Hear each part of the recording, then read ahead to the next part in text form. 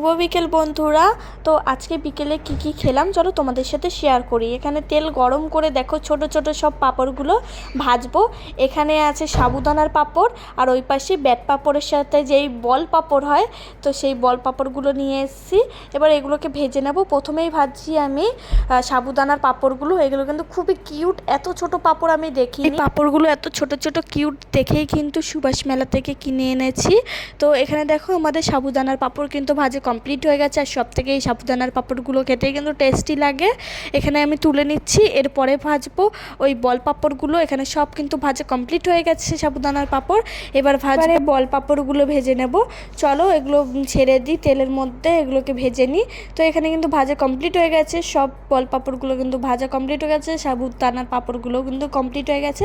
এখানে খেয়েছিলাম আমরা ডাব, তো ডাবের ভিতরে কিন্তু শ্বাস হয়েছিল, সেগুলোকেও ছাড়িয়ে নিচ্ছি একটা চামচের সাহায্যে।